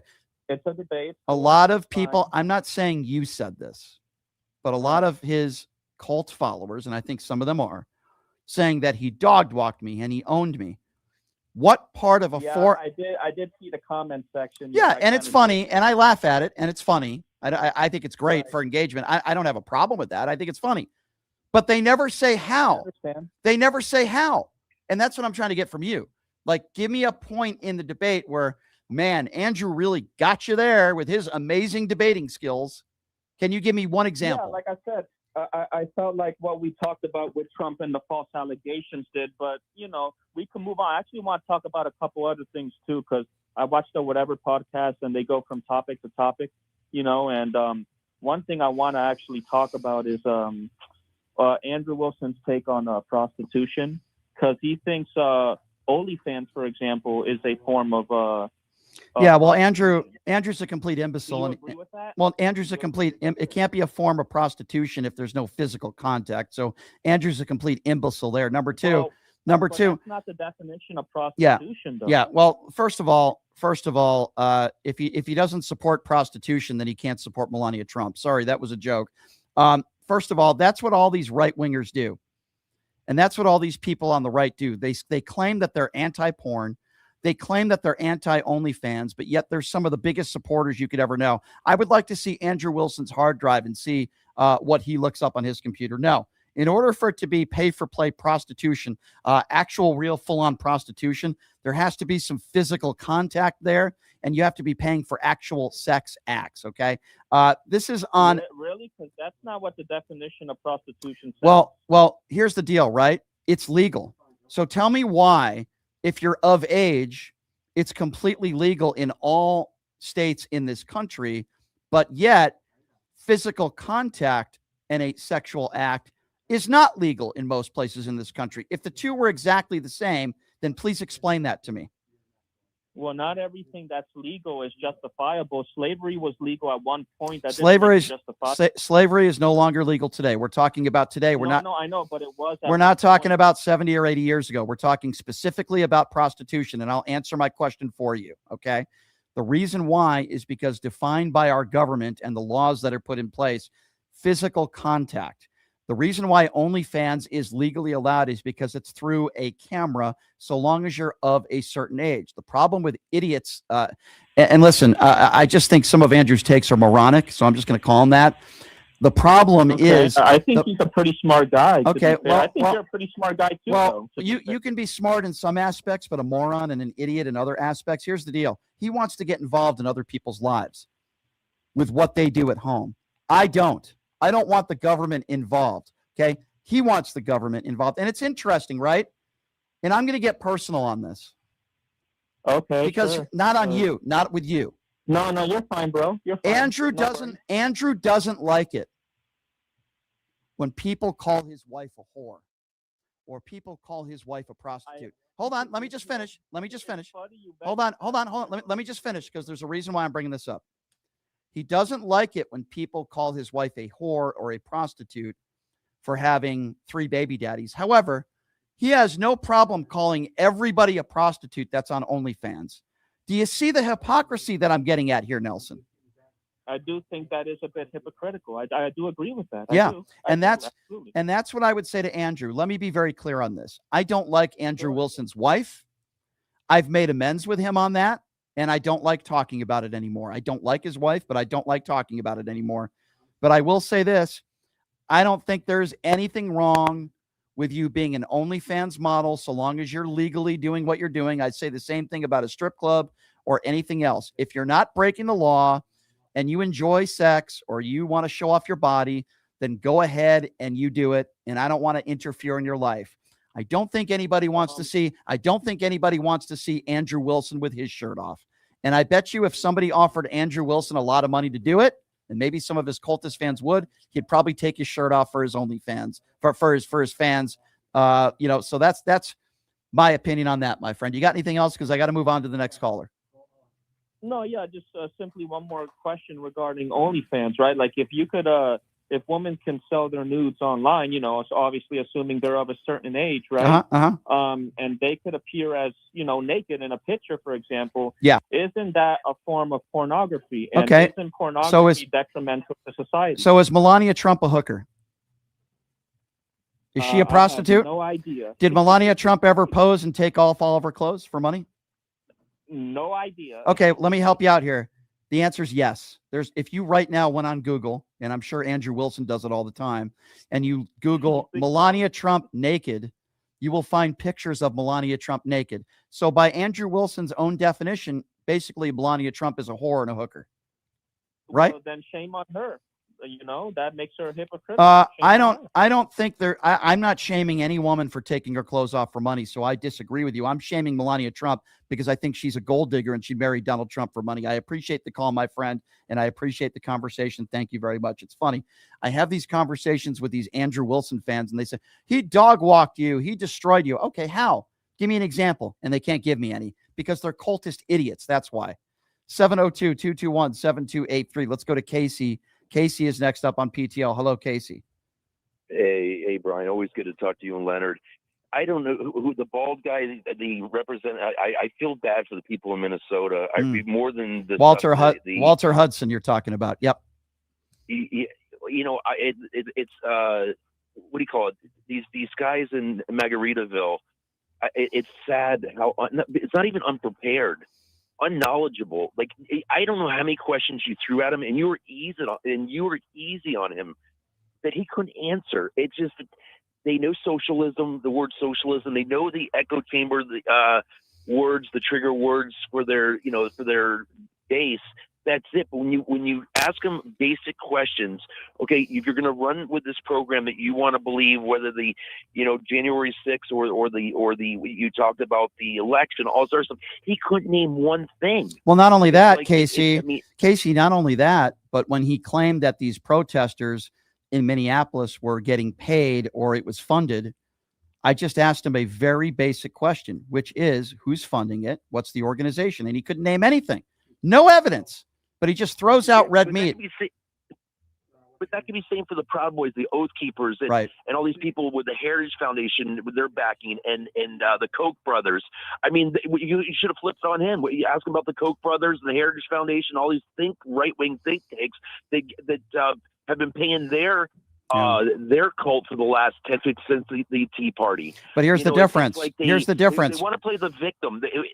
These conservatives want to play the victim. Yeah. Here's the difference. It's nauseating. You bring up the Proud Boys, and I could simply say, well, yeah, Enrique Tarrio, the guy who got sentenced to 22 years in prison for seditious conspiracy, has been the leader of the Proud Boys. He helped fund the Proud Boys. I could name you a multiple of different organizations, the Oath Keepers and others, that were leaders. We could know how they were funded. But it's funny when we talk about, or they talk about, these alleged groups like Antifa.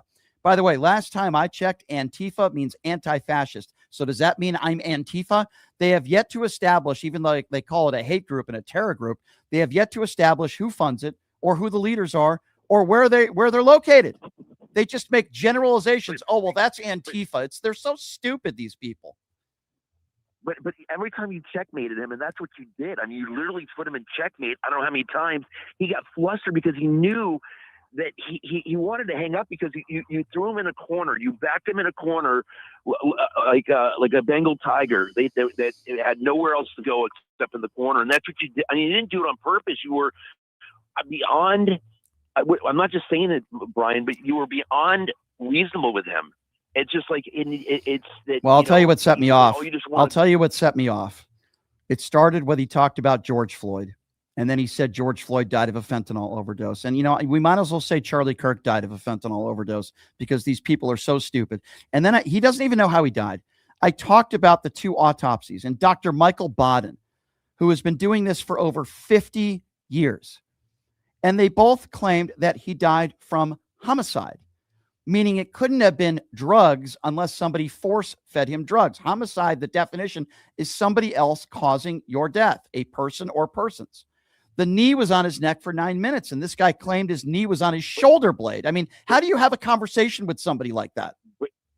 But the right wing wants to justify because he did rob a liquor store or he did do a carjacking. This is justified. He deserved to die. That's how they look at it. He was a black man. That's He had right. a troubled past, so it's justified. That's how they look at it. You're right, which is completely irrelevant to those 9 minutes, and I completely agree with you. My friend, it's always great to hear from you. Great call. Please call back again soon, and I appreciate you. Thank you, sir. 702-221-7283. Let's go to Dave. Dave is next up on PTL. What's up, Dave? Hey, what's up, Brian? Thanks for taking my call. What's up? You got a lot of callers, so I'll make this quick. You know, man, I don't know. I'm watching these people that die, that get shot like that. There's not, they do that to animals, man. I would never understand that they treat a person just like an animal and shoot them like an animal. They do that with deer hunting. That's okay. Deer hunting is sport, but to shoot a human being, that takes a lot of balls. It takes a lot, to do that. And, I'm telling you right now, these states that he's trying to overturn trying to overturn the voting and all that kind of crap, it's going to be, I told you, there's going to be a civil war going on in this country inside this United States, because it's going to be the state against the federals, because he's going to do everything he can to try to own all these voting machines and whatnot and so forth. And it's a joke. And I'm telling you right now, it's not going to happen. It's not going to happen. They're going to make sure that he doesn't touch those votes for the midterms. So I'm telling you right now, to make a long story short, he knows his days are numbered. His days are numbered when it comes to the midterm, because when it comes to the midterms, we're going to vote his butt out of there, and basically going to impeach him, because that's what I want to see, what he's going to do after we impeach him. Yeah. So his days are numbered on the midterms. I'm not worried about it. He's trying to destroy this country as much as he can. Mm-hmm. And by the way, he's already got ships in Iran right now. Mm-hmm. He's trying to go with Iran. He's trying to go after Iran. Yep. And so I'm just letting you know. You're right. No, listen, I don't disagree with you, Dave. I appreciate the call, and you're right. You're 100% correct. 702-221-7283, just to kind of reset things a little bit for you, to give you guys some background. Leonard Cardinale is going to be joining us in studio tomorrow, trying to get Myron Gaines on to debate him tomorrow. We'll see if that goes. It seems like all these people on the far right are defending these ICE shootings, which I find reprehensible. But because we can sprinkle a handful of people in this country that are either in law enforcement or former law enforcement that are defending it, 99% of people in law enforcement are not defending these actions of these ICE officers. That's why I don't give them any credibility. 702-221-7283, the number to call. Let's go to Mary. Mary's next. Hello, Mary. Hey, Brian. I love your show. Thank you. I just want to throw out a positive note. Yep. That I'm going to be 70 on February 14th. Oh, well, happy pre-birthday to you, ma'am. Happy 70th. And a guy tried to pick me up at the grocery store. Oh, really? Was it, it wasn't Donald Trump. Was it somebody dressed up like Donald Trump? I don't know. No, he was looking at spices and he's like, "What are you cooking tonight?" That is an interesting pickup line. That is very, very interesting. So I just wanted to throw that out there. Well, we need some laughs now and then. So, did you give? Everything is so negative right now. It is. What did he look like? Was he an attractive man? Huh? Was he an attractive man? What did he look like? He was kind of overweight. He was kind of overweight. And like kind of overweight, like 10 or 20 pounds overweight, or Donald Trump overweight? Like 20 pounds overweight. Okay. But, yeah, I'm just a small, petite woman. Yeah. And he's like, "What are you cooking tonight?" So what do you do in that situation? Are you nice? Because do you say thank you? What do you say? Do you give an excuse? Do you say, "Oh, I don't eat"? Like, what do you say to him? No, I just say, "Oh, my grandkids are coming over tonight, and I'm making mac and cheese." There and you go. He's like, "Oh, they're gonna love that." You should have asked him if he was a Trump supporter. Because that would have been the end of the should've. that would have been the end of the conversation, and you said you should have said, if he says he's a Trump supporter, say, well, if you didn't give me an answer like that, I would have happily gone out on a romantic date with you tonight. But since you voted for Donald But- Trump, you're going to have to be by yourself tonight. That's what I would have said to him. I don't know if you know about Lunds and Byerly's. Say that again. Come again. Lunds and Byerly's grocery store. I am not It's familiar. it's a locally owned Okay. grocery business in Minnesota, and they are great. So Yeah. anyway, if you ever come Well- to Minnesota, go to Lunds and Byerly's. All right. Fair enough. I will let you know. Just Okay. stay away from those old creeps in the grocery stores. They're dangerous. Thank you for the call, my dear. I'm hanging out by the spices. That's what I'm gonna do. I'm gonna go to the supermarket. Hang out by the spices. 702-221-7283, the number to call. Let's go to Upstate. Upstate is next. Ryan, how you doing today? What's up? Can you hear me all right? Yeah, go right ahead. Go ahead, Upstate. Okay, can you hear me okay now? Yes, go right ahead. Okay, cool. Listen, Walter Hudson, yesterday, Yeah. you got my respect trying to talk to these people.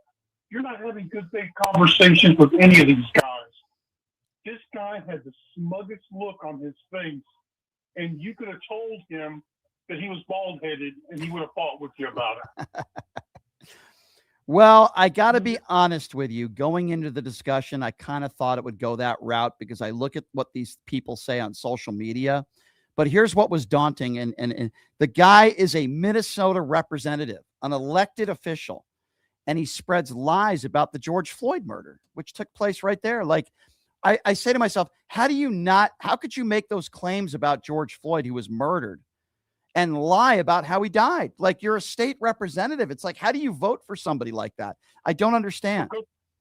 They don't care. They don't care.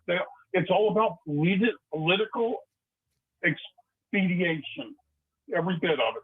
Yeah. Yeah. You know, appeal to the masses, the mouthy minority, you know, the mega guys. They're not a majority of this country. They're just the mouthy ones. And people ask me all the time, like, hey, do you see these comments on social media? Because, you know, they'll say, wow, well, that guy, Walter, he dog walked you. He destroyed you. And I say, oh, really? How? Lying about the George Floyd situation, defending murder from these ICE agents, lying about these protesters getting paid. How exactly did he own me in any part of that debate? By the way, he couldn't even answer the most basic of questions. Didn't want to talk about January 6th protesters. Happy to talk about the Minneapolis protesters, who he claims that's an insurrection. And it's like, that's why I don't really pay attention to these people. Let me tell you something. You know what I said to Andrew Wilson the other day? I did a 4-hour debate with him. You know what I said to him the other day? And I mean this. Some of these people, they could literally drop trowel and go number 2 in the middle of a debate and not say anything. And that would be the debate. And their cult followers would say, oh, Brian, he beat you in the debate. That's how ridiculous these people are. That's why I don't pay attention to what they say. Oh, well, Tim Pool, he dog walked you. Andrew Wilson, oh, really? How so? How so? It's like when people call up and they say, Brian, you're a liar. You're lying, Brian. Okay, fine. What did I lie about? Oh, I don't know, but you're a liar. These are not serious people. And their opinion means about as much to me as my last bathroom visit. I don't care. I don't care what their opinions are, but I appreciate their engagement because they're so stupid. They don't even realize the more they watch my videos, the more they comment on my videos, whether they're calling me names or not, the more money they're going to make me. But they're so stupid. They don't know that. Well, I got my fingers crossed for you, and I appreciate you fighting a good fight. But I was so aggravated yesterday. Yeah. I was glad when you signed off early because I was ready to put my head through a wall. Imagine how I felt. But you're going to enjoy something. Okay, Walter? I'm going to give you a preview. Do you ever watch Piers Morgan? Yeah. Okay, well, guess what? Tomorrow, you're going to see me on there with Benny Johnson. And I absolutely reamed him a new one. I destroyed him. Benny Johnson's a schmuck. He's a schmuck. Well, I said worse than that to him on Piers Morgan. I said worse than that. So much so that Piers had to calm things down a little bit. But he let me go for a while. And I got the best of Benny. And then he started following me, and I believe I'm going to be doing his show. I think he wants round number 2. But when he started to attack my friend Don Lemon, and he started to say things about Don Lemon that are not true, he called Don Lemon a black hole. I'm sure there's no racial connotations there, But I stopped it right there, and I did not allow him to lie because he is a liar. It didn't go very well for him. Pierce is going to air this tomorrow. We'll keep the fire burning, Brian. Thank you, sir. It, I appreciate you too, sir. Thank you so much for listening, and I appreciate you calling in. 702-221-7283, 702-221-SAVE. Before I go to the next caller, I want to remind you guys that the Super Bowl is this weekend. I don't know which side you have. I really have no dog in this fight. I think it's going to be a pretty good football game. I think it's going to be a defensive game. But now what a better time to work with our sponsors, mybookie.ag. So you go to the promo code LIMITS and you sign up for an account on mybookie.ag. You go to my Facebook fan page, which is pushing the limits. I think we're going to get 100,000 subs in the next month or so. I think we're going to hit 100,000. It's peak betting season, as I told you guys, with the Super Bowl right around the corner. Same account, same wallet, sports, casino, reloads, live bets. They have everything you need in one place. Check them out, mybookie.ag. Use the promo code LIMITS and earn up to a $500 free bet. One rollover requirement at mybookie.ag. All right, let's get back to the calls. Let's go to Jason. Jason is next. What's up, Jason? Okay, first of all, let me say MAGA Mushroom stepped in it because if the investigation is over, then release all the other 3 million files. That's number one. Mm-hmm. Number two is the most important. I guess you've forgotten the 4 little black girls that got bombed in the church, Dylan Roof, and all the black churches that are now on high alert. I just want to give you that number two. Number three, I owe you an apology. Yes, I owe you an apology. Don Lemon was a journalist, not being a part of it. So Don Lemon would have been okay, but everybody else would have been on a little bit on thin ice. Jason, like I said, Jason, I appreciate that. Let me finish. Okay. You got to realize our churches have been attacked. I know that. Slavery. I know that. So all we're saying is that if you come to our churches, we are going to be on high alert. I know we're that. not going to be talking about how Jesus loves you. Jason, That's all I'm saying. Jason, I understand what you're saying. As you know, I have never defended the protesters. In fact, I said, hey, they broke the law. They shouldn't be doing that. You shouldn't be going into a religious sanctuary or a private business for that matter and protest. But as you know, and I appreciate you acknowledging that Don Lemon was not protesting. He was reporting. And I think that's really important. I also find it ironic, and I don't think it's a coincidence that all the people that were arrested are all black. I don't find that to be a coincidence either. But Jason, I appreciate you admitting that, and that means a lot. Thank you, sir. I appreciate it. I wouldn't expect anything less from you because you are a man of character, and I appreciate that. Let's go to Herb. Herb is next on PTL. Hello, Herb. Hey, Brian, how you doing? You made a comment earlier, and I just wanted to ask you about it. You were saying that Melania and Donald Trump haven't had sex since Barron was born, and I wanted to know how you know that information. Donald Trump is it appears to me that Donald Trump is very backed up, Herb. So Herb, It appears that was a joke, Herb. So that was a joke. So Herb, number one, wait, no, I'm going to answer you. I'm not changing the subject. I'm answering your question. Please allow me to. So there's a lot of reasons why. Now, I don't have a camera in the bedroom. However, even Melania Trump is on the record as saying they did not sleep in the same room when she was in the White House. I could also tell you, based on body language and the fact that Melania continues to slap his hand away and makes only several public appearances with Donald Trump over the course of a year, the fact that she doesn't live in the White House, in fact, she doesn't even live in the same zip code as Donald Trump, and it's been documented on the cheating and lying. So yes, I think one could come to a hypothesis conclusion, which I have, that they are not in a very good, loving relationship, that is a contractual marriage based on money. And the fact they haven't slept in the same room together in over a decade, which even Melania Trump has talked about publicly, leads me everything that I need to know that they are not having sexual relations with one another. Now, Herb, you have the right to disagree with me. If you think they're in a lovey-dovey relationship and they're having crazy sex with one another, Herb, you have the right to think that, but I am entitled to my opinion, and I'm going to stick with that. Well, okay, that's fine. I don't really think about that kind of thing, whether or not. Then why did you ask? Then all right. So Herb, may I ask you? Because I answered your question. All right, Herb, fair enough. So Herb, fair enough. Herb, wait, let me ask you one. Herb, you asked me a question, right? I answered it. Now allow me, and then I promise you I will give you the opportunity to ask your question, okay? So Herb, if that's not that important to you, because we have talked about a lot of other topics today, I'm not going to do 2 hours on Donald Trump's sex life, as you know. We've talked about ICE. We've talked about ICE shootings. We've talked about the Epstein files. We've talked about updating the economy, and even Fox Business reporting on the economy not doing very well right now. Why didn't you bring up any of those topics respectfully if you don't care about Donald Trump's? Why is that your first question then, Herb? Why didn't you ask me about any of the other topics that I'm sure you have an opinion on, Herb? Go ahead. The reason why it's my first question is because you give your opinion about things, and that's fine.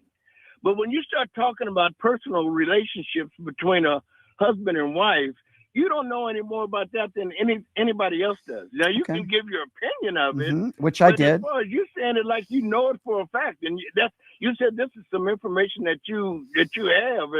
It's crazy. So can I ask you then? All right, fair enough. So Herb, when Paul Pelosi was attacked by a hammer, and everybody were saying that he's gay and they let him in. In fact, elected officials like Ted Cruz or Matt Gaetz, after a crime, I'm not even talking about a crime, I'm just talking about their sex life. Did you have a problem with that? Did you call out elected officials, or you just have a problem with a radio host that talks about Donald Trump's sex life? But when Donald Trump talks about everybody else in a personal manner, you don't seem to complain about that, do you, Herb? Because you support people like that, right? Well, when people come up with a hypothesis, like you said, I just asked you a direct question. No, listen. Well, listen to me. When people come up with a hypothesis about when people are having sex and if they're having sex or not having sex in a marriage, I think you're out of bounds on that. Just like so, you don't think I have enough evidence? All right, fair enough. Fair enough. I know I get your point, Herb. I get. Wait a minute. Let me say something else, Brian. A couple of weeks ago, you were talking to a guy, and he asked you something, and your comment was to him, pin the tail on your mother. What? When you say things like that, I Brian, never said that. Pin the tail on your mother. Okay, so Herb, I'll make. Said that to Okay, a Herb. caller Herb. that called in. Herb. You don't I'm going to make a wager with you right now. Herb, I'm going to make a wager with you right now. I will make a $1,000 bet with you on the air right now that never in my entire radio career.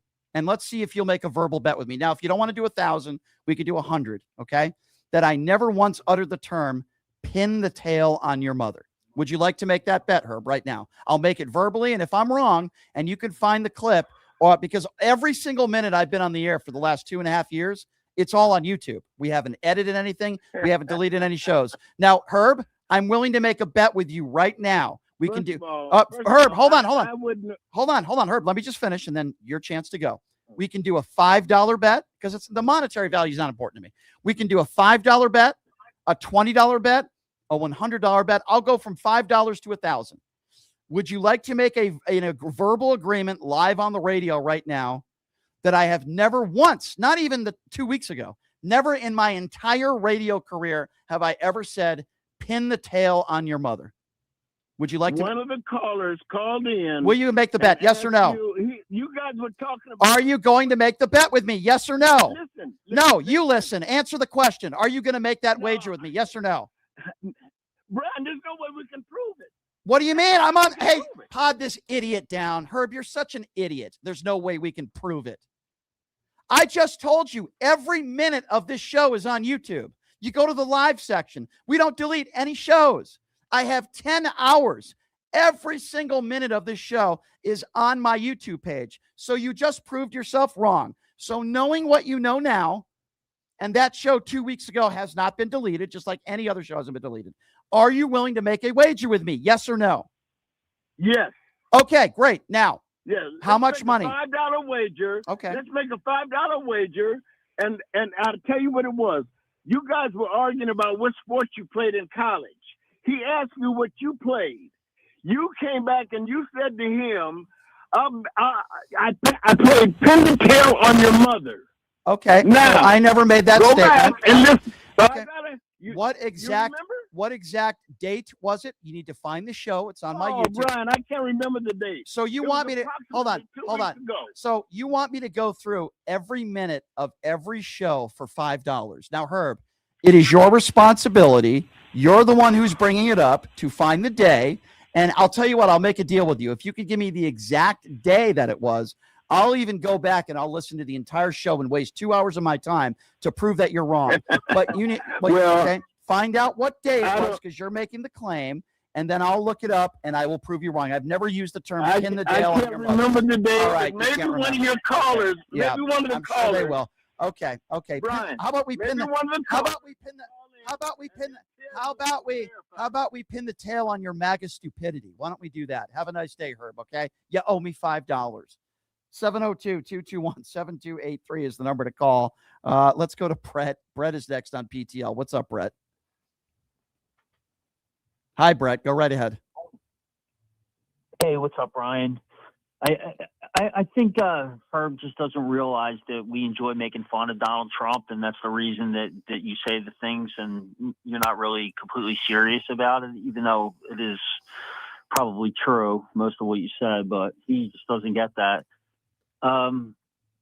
Yeah, I listened to some of the 4 hours of Andrew the other night. I probably got an hour in, and it's just the same thing round and round. This is why I tell you, time and time again, that it's a waste of time. And I know we're not here to learn anything, but it's much better when you have people from the right side of history on your show, and it's more enjoyable, I think, for the listeners too. But yeah, I mean, arguing with those people, you don't get owned by them. They don't say anything. They don't ever win because there's nothing to win. They have nothing of substance. They just trash talk. They're in their cult, and they're not going to make any money otherwise. Well, I certainly don't necessarily disagree with you, Brett, but at the same time, I'm always going to interview people that I do disagree with, some better than others. I'll tell you what, let's go to Mike real quickly. We have a couple more time for a couple more calls. Let's go to Mike. Mike, what's up?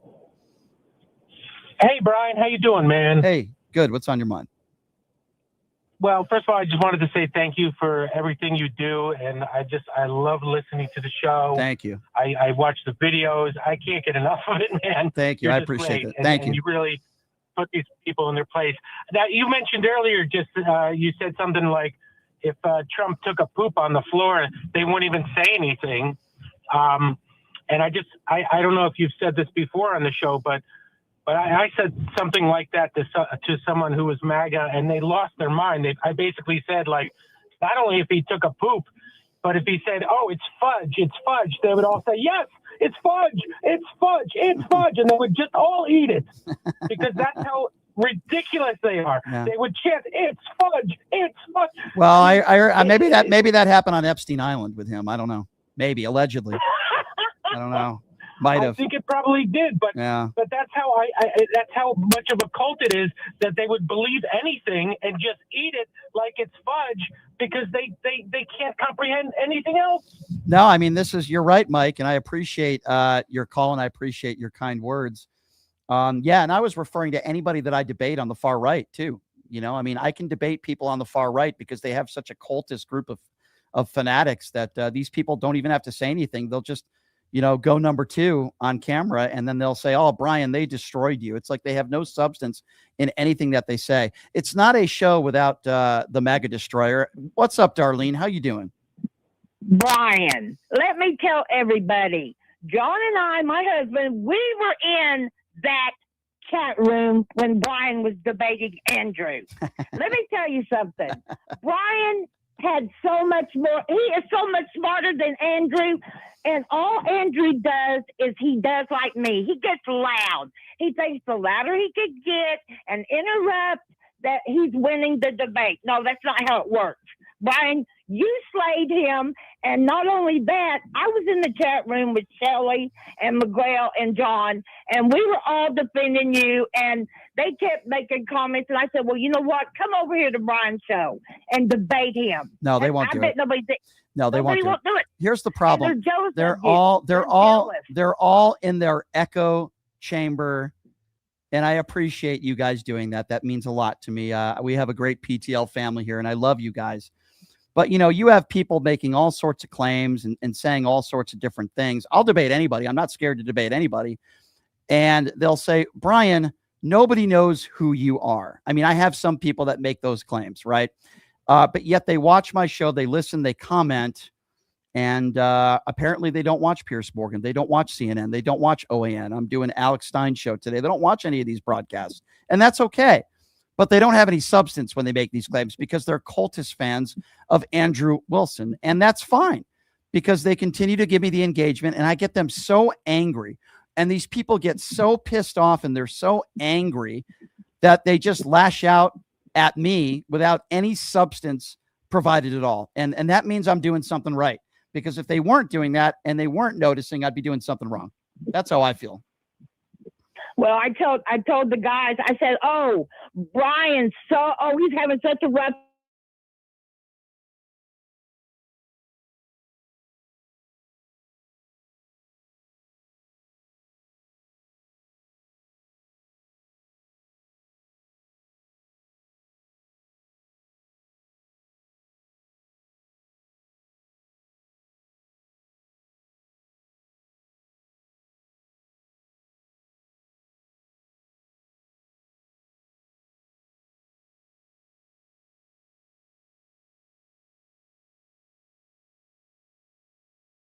Now is going to be joining us in studio tomorrow. And obviously, I'm trying to get someone to debate him that seems to think that these ICE shootings were completely and totally justified. Obviously, I disagree with that. So I appreciate all you guys. The best thing that you can do for me, go to my website, pushingthelimits.live, where you can make donations, $5, $10, $20 a month. Hey, listen, whatever you can afford, we greatly appreciate.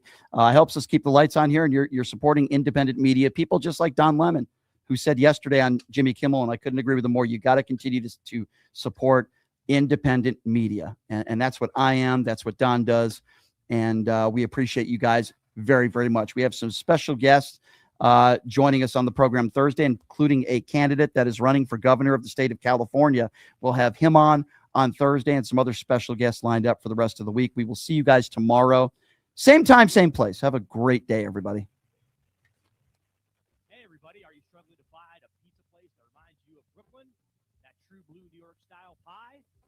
Worry no more. Stallone's Italian Eatery Pizza is a knockout. We're located at 467 East Silverado Ranch Boulevard, just off of Greenview Road, half a mile east of South Point Casino, just minutes from the Las Vegas Strip. Come by and grab a slice of pie. Plus, check out our Brooklyn-inspired Italian cuisine. Our sandwiches are super. Hero, that is, because why be a sub when you can be a hero? Stallone's Italian Eatery is here to serve you phenomenal food, Vegas. Forget about it. Who would have thought there'd be so many kids playing ice hockey in the desert?